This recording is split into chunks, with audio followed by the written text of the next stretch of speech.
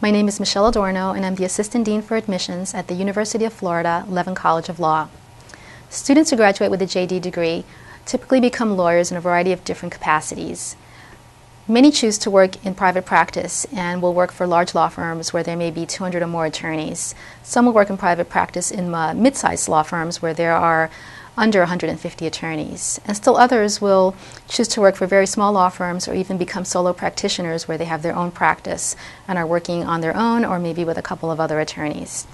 Another option for graduates is to work as judicial clerks in a state or federal court.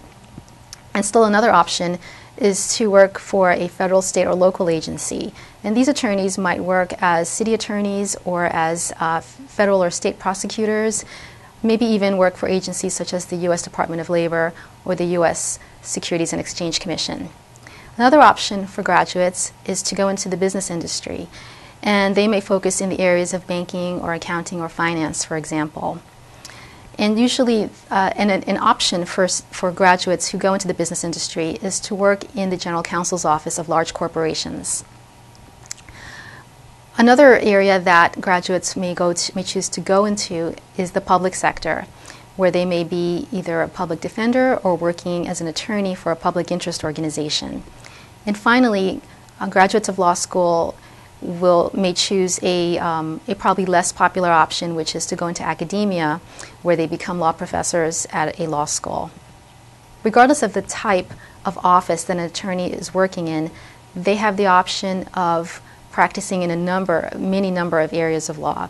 Some of the more popular areas of law include corporations and family law, also estates law and environmental law, and intellectual property law is also a very up-and-coming area that is popular amongst attorneys.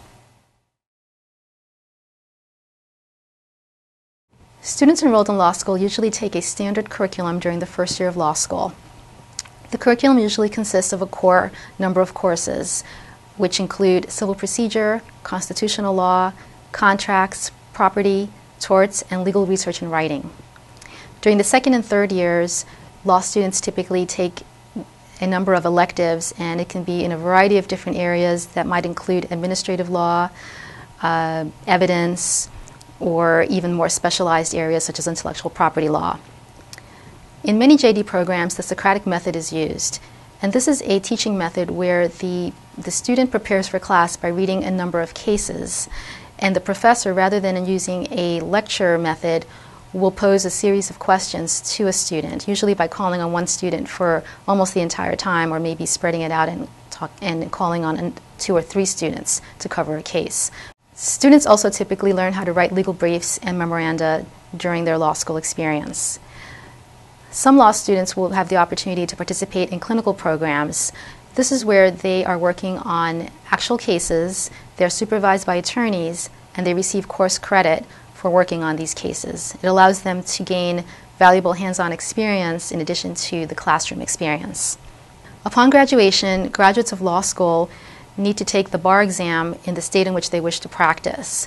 Upon passing the bar exam, they are licensed to practice law in that state. My advice to someone who's planning to apply to law school is during college, regardless of your major, to try to take courses that require a lot of dense reading and writing and researching. Some of these courses will be courses in the area of English or history or journalism. It also might be helpful to try to become a research assistant for a professor, because again, you'll be able to do lots of research and writing and really get accustomed to the type of work that you'll do as a law student. Courses that enhance analytical reasoning and logic skills are also going to be very helpful, because these will help to develop the skills that you'll need as a law student and later as a lawyer. Some of these courses will be in the areas of philosophy or mathematics or logic, but again can include other disciplines. It also may be helpful to try to participate in an internship in a law firm or a legal organization. This will give you the opportunity to see what a lawyer does day to day and just give you a feel for what it's like to be in a legal environment.